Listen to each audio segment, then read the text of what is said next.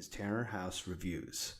I am your host, Matt Forney, the founder and editor-in-chief of Terror House Press.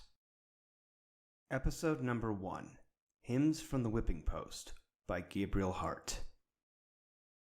A brief note on the purpose and format of this podcast. Terror House Radio, our flagship show, will be returning at an undetermined point in the future, as soon as my co-host Bryden and I are able to better coordinate our schedules. The show has been on hiatus since January due to a number of issues, namely the fact that I've been traveling across the US and Europe extensively and dealing with an extensive backlog of work. Terror House Reviews is a new podcast, a weekly series in which I discuss books both past and present. Each episode will be exactly 15 minutes long and dedicated to discussing one book. The short length is in part because I recognize that you all have busy lives, and there's plenty of podcasts and live streams out there already, so a 15-minute podcast is something that you can easily add to your schedule. Additionally, capping the length of the show at 15 minutes is a challenge to me to edit my thoughts on each book down to what's important.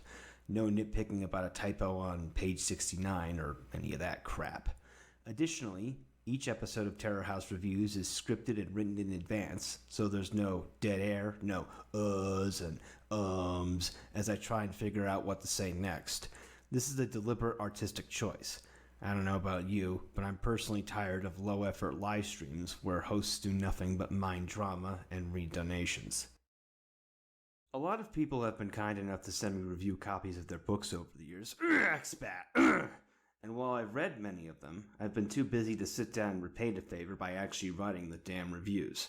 With Terror House Reviews, I can finally start on that big stack of books I've been hauling around the world, talk about some more obscure titles that have influenced me, as well as present my own ideas and discuss my own writing process, since I'm nearing completion of my first book. On with the show. It's time for me to make a confession. Prior to starting Terror House in 2018, I didn't read much contemporary poetry.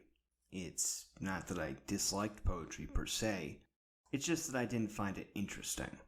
When I thought of poetry, I thought of someone like Joyce Carol Oates or Sherman Alexie, careerists who live off tenure and whose book sales are artificially inflated by college students being forced to buy their drivel for English 101 courses.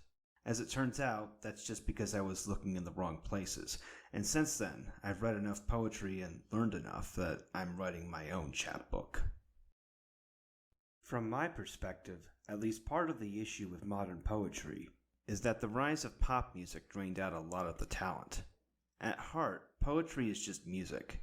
The epic poems that serve as the foundational myths of our culture, your Iliads and Odysseys and Beowulfs and so on, were meant to be sung by bards hanging around campfires, not lazily glossed over by bored freshmen in cramped dorms. The further poetry and music diverged, the less interesting poetry became to the general public. When audio recording became a thing, legions of youngsters figured out that it was easier to get laid when their verses were accompanied by a bass beat. Granted, a lot of pop songs will sacrifice lyrical quality in service of commercial viability, or making the lyrics fit better with the music, but I'd still argue that some of the greatest poets of our time are not poets at all, but musicians. St. Vincent, Jennifer Charles of Elysian Fields, Florence Welch, and so on.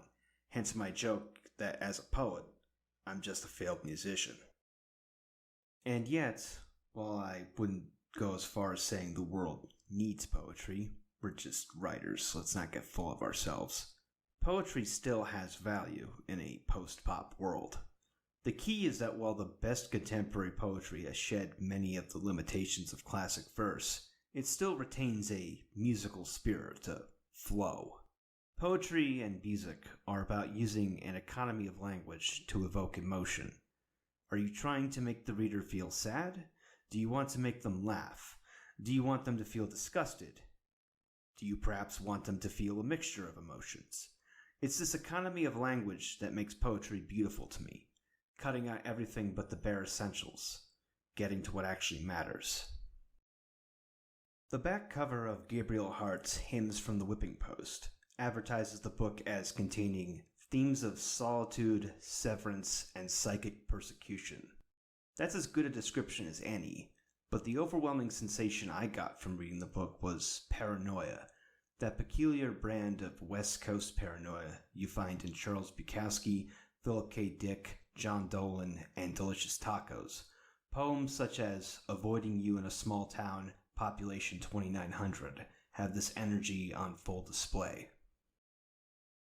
Since we have no mayor here, I've declared myself as him. Who else would pardon my personal enemy number one of all her sin? With no police station, only one fire engine to our name, I'll help myself to persecution, a way to extinguish the flame. Since every road that leads to you, another one we've never paved, I'll avoid our single church as well. There, done, saved. Hymns from the Whipping Post steeps the reader in the psychological quicksand of external and internal oppression, physical and metaphorical isolation, themes that are easy to relate to in a world where science and technology are eroding basic bonds of human connection. While it's not specifically about any one place, Gabriel's specific imagery and style evoke, for me at least, the atmosphere of 21st century California, a place that for all its merits fills me with dread whenever the plane starts to descend. Maybe it's just my nature as a New Yorker, but I don't think I'll ever understand California. I've lived in or visited 24 countries over the course of my life, and LA seems more alien to me than Sarajevo or San Salvador.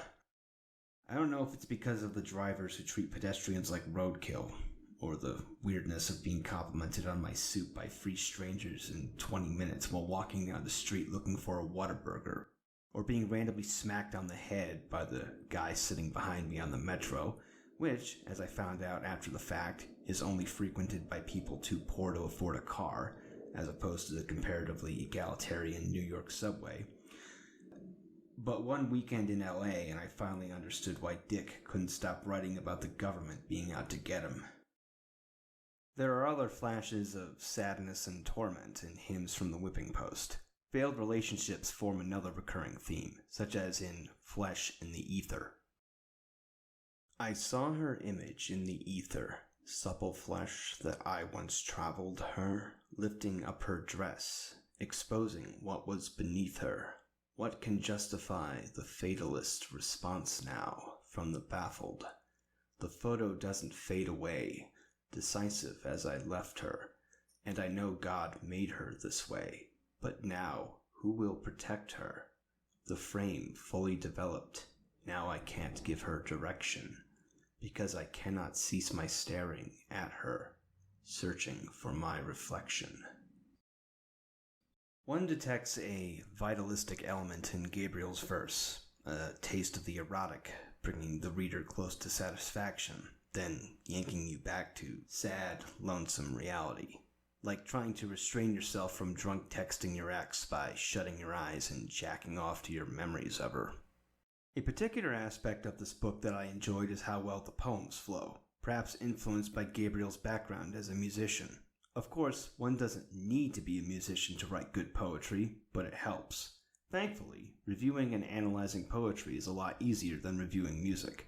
I was part of that grift ages ago, and music is the most difficult art form to review because you either have to do it from a technical perspective, which is uninteresting to non-musicians, or a fan's perspective, which is just a more elaborate version of me likey. Hymns from the Whipping Post flows smooth like a torch song. It's not a book you need to cram for. It's not homework. You can read it in an afternoon, though I found myself doubling back from time to time to think about certain poems and lines. Gabriel is also one of the few modern poets I know who can write good rhyming poems. I'll take the ticket for that ride.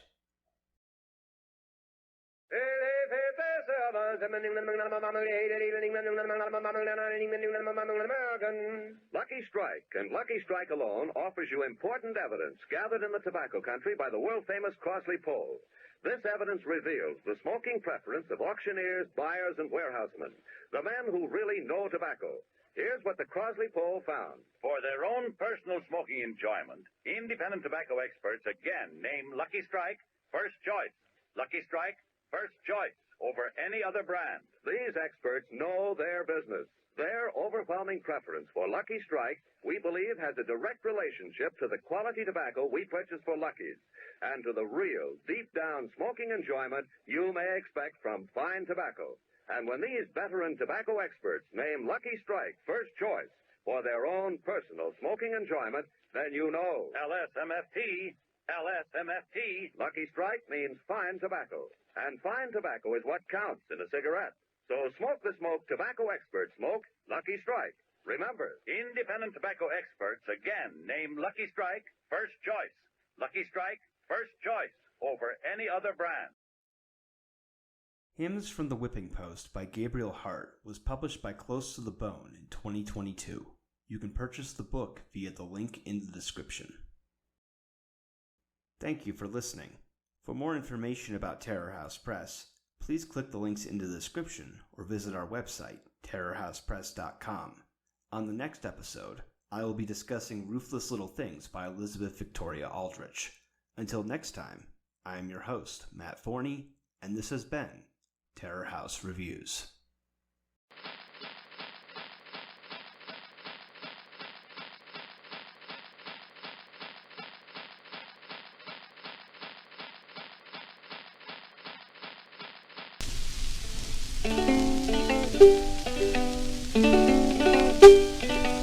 I never feel a thing is real when I'm away from you, out of your embrace. This world's a temporary parking place, a bubble for a minute.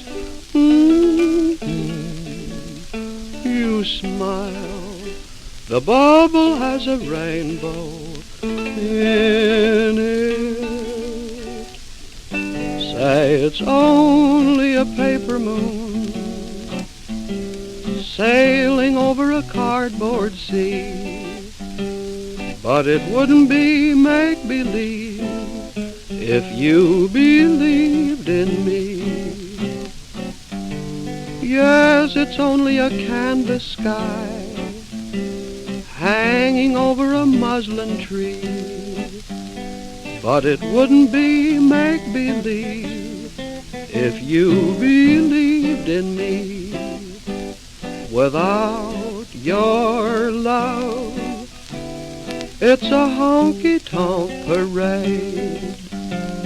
Without your love, it's a melody played in a penny arcade. It's a Barnum and Bailey world, just as phony as it can be.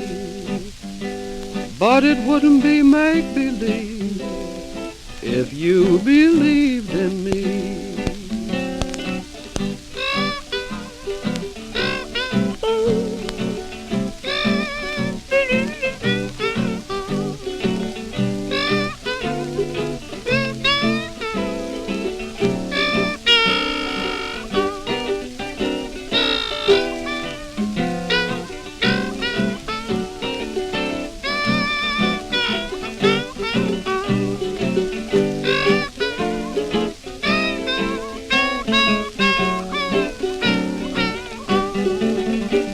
Without your love, it's a honky-tonk parade. Without your love, it's a melody played in a penny arcade. It's a Barnum and Bailey world, just as phony as it can be. But it wouldn't be make-believe if you believed in me.